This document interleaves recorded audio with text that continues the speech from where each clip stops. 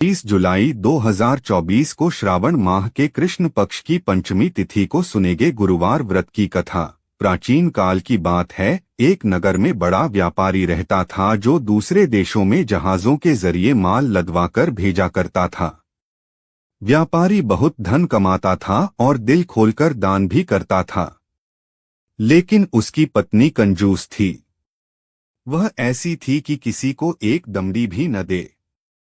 एक बार वो व्यापारी व्यापार करने के लिए दूसरे देश गया था। उसके जाने के बाद बृहस्पति देव ने साधुवेश में उसकी पत्नी से भिक्षा मांगी। दान पुण्य से तंग आ चुकी व्यापारी की पत्नी ने बृहस्पति देव से कहा कि हे साधु महाराज, मैं इस दान पुण्य से परेशान हो चुकी हूँ। मैं अपना धन लुटते हुए नहीं देख सकती हूँ, तो आप कोई ऐसा उपाय बताइए जिससे मेरा सारा पैसा नष्ट हो जाए। बृहस्पति देव ने व्यापारी की पत्नी से कहा कि हे देवी, अपनी संतान और धन से कौन परेशान होता है। अगर तुम्हारे पास ज्यादा धन है तो उसे अच्छे कामों में लगाओ। कुंवारी कन्याओं का विवाह, विद्यालय और बाग बगीचों का निर्माण जैसे कार्य भी कराए जा सकते हैं। अगर तुम ऐसा करती हो तो तुम्हारे लिए लोक परलोक सार्थक हो सकते हैं। साधु ने जो कुछ भी कहा उससे व्यापारी की पत्नी को कोई खुशी नहीं हुई। उस महिला ने कहा कि ऐसे धन की मुझे कोई जरूरत नहीं है जिसे मैं दान दूं। इस पर बृहस्पति देव ने कहा कि अगर तुम यही चाहती हो तो तुम एक उपाय कर सकती हो। 7 बृहस्पतिवार तक घर को गोबर से पोतना, अपने बालों को पीली मिट्टी से धोना, केशों को धोते समय नहाना, व्यापारी से हजामत बनवाने को कहना, मांसमदिरा खाना। इस तरह तुम्हारा सारा धन नष्ट हो जाएगा। जैसा जैसा बृहस्पति देव ने कहा था, व्यापारी की पत्नी ने ठीक वैसा ही किया।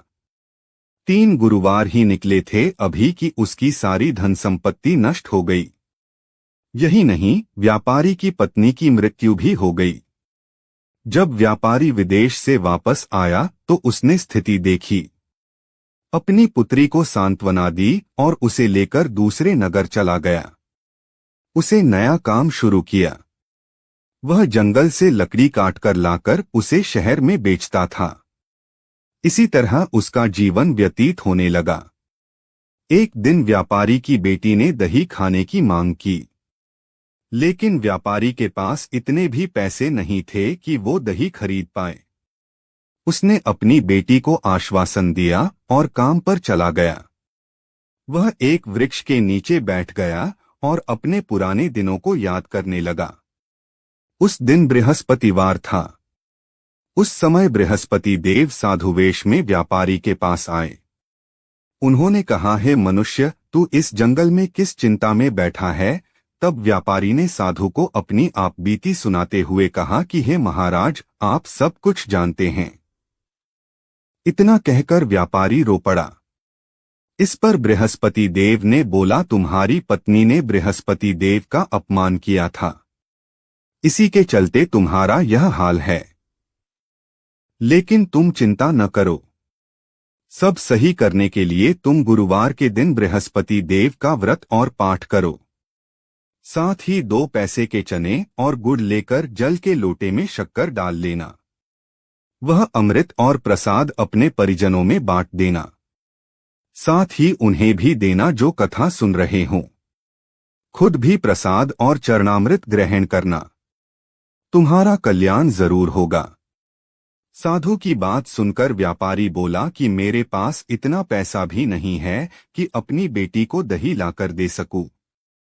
इस पर साधु ने कहा कि जो लकड़ियां शहर में बेचते हो, अब से तुम्हें उसके 4 गुने दाम मिलेंगे, जिससे तुम्हारा हर काम बन जाएगा। हर दिन की तरह उसने लकड़ियां काटी और शहर चला गया बेचने।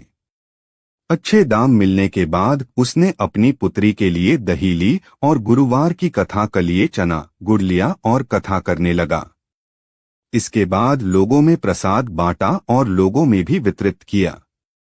उसकी सभी परेशानियां दूर होने लगी, लेकिन वो अगले गुरुवार कथा करना भूल गया। उसके अगले दिन वहां के राजा ने एक यज्ञ आयोजित किया। इसमें उसने पूरे नगर के लोगों को अपने महल में खाने पर बुलाया। व्यापारी व उसकी पुत्री कुछ देरी से पहुंचे, फिर भी उन्हें राजा के महल में भोजन कराया गया। इसी बीच रानी ने देखा कि उसका एक हार था जो खूंटी पर टंगा था, जो गायब था। रानी को व्यापारी और उसकी पुत्री पर शक हुआ। राजा ने आज्ञा दी कि दोनों को कारावास में बंद कर दिया जाए। वो दोनों बहुत परेशान थे। इस परेशानी की स्थिति में उसने बृहस्पति देव को याद किया। तब बृहस्पति देव वहां आए और कहा कि यह उसकी भूल का आभास कराने के लिए था।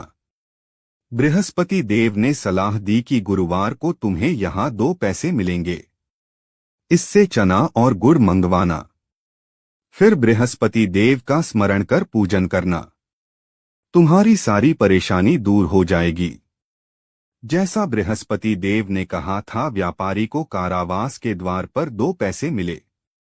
सड़क पर मौजूद एक औरत के जरिए उसने चना और गुड़ा मंगवाया, लेकिन उस औरत के पास समय नहीं था क्योंकि वो अपनी बहू के लिए गहने लेने जा रही थी। फिर कुछ समय बाद एक और स्त्री आई। व्यापारी ने उससे कहा कि मुझे बृहस्पतिवार की कथा करनी है, 2 पैसे का गुड़चना लाकर दे दो। बृहस्पति देव की कथा के बारे में सुनकर उसने कहा कि मैं तुम्हें लाकर दे दूंगी। मेरा एक ही बेटा था जिसकी मृत्यु हो गई है, मैं उसके लिए कफन लेने जा रही थी, लेकिन पहले मैं तुम्हारा काम करूंगी। उसने व्यापारी को चना और गुड़ लाकर दे दिया, खुद भी वहां बैठकर कथा सुनी। जैसे ही कथा खत्म हुई वो कफन लेने के लिए चली गई। कफन लेकर जैसे ही वो घर पहुंची तो उसने देखा कि उसके बेटे को श्मशान ले जाने की तैयारी कर रहे थे। उसने कहा कि एक बार उसे अपने बेटे को देख लेने दो। उसने अपने बेटे की शक्ल आखिरी बार देखी और उसके मुंह में प्रसाद और चरणामृत डाल दिया। इससे वो पुनर्जीवित हो उठा। जिस पहली महिला ने व्यापारी को गुड़ और चना लाने से इनकार कर दिया था, जब वह गहने लेकर वापस लौटी तो उसने देखा कि जैसे ही उसका पुत्र घोड़ी पर बैठकर निकला, वैसे ही घोड़ी ने उछाल मारी। उसका पुत्रा घोड़ी से गिरकर मर गया। वह महिला बृहस्पति देव से क्षमा याचना मांगने लगी। बृहस्पति देव उस स्त्री के पास पहुंचे साधु बनकर। उन्हें कहा कि रोने की जरूरत नहीं है, बृहस्पति देव का अनादर करने का ही तुम्हें फल मिला है। मेरे भक्त से कथा सुनो और क्षमा मांगो, इससे तुम्हारी मनोकामना पूर्ण होगी। वह स्त्री वापस जेल गई और उसने व्यापारी से माफी मांगी, साथ ही कथा भी सुनी। इसके बाद प्रसाद और चरणामृत लिया और अपने घर वापस आ गई। उसने भी अपने मरे हुए बेटे के मुंह में चरणामृत डाला और वह जीवित हो उठा। उसी रात बृहस्पति देव नगर के राजा के स्वप्न में आए और कहा कि जिस व्यापारी को तूने हार चुराने के दोष में कारावास में डाल रखा है वो निर्दोष है। रानी का हार खूंटी पर ही टंगा है। प्रातः ही राजा ने हार देखा तो वो खूंटी पर टंगा था। यह देखकर राजा ने व्यापारी और उसकी पुत्री को रिहा कर दिया, साथ ही उन्हें आधा राज्य भी दिया। यही नहीं, व्यापारी की पुत्री का विवाह उच्च कुल में कराया और उसे हीरे जवाहरात भी दिए। यह कथा यहीं पर समाप्त होती है।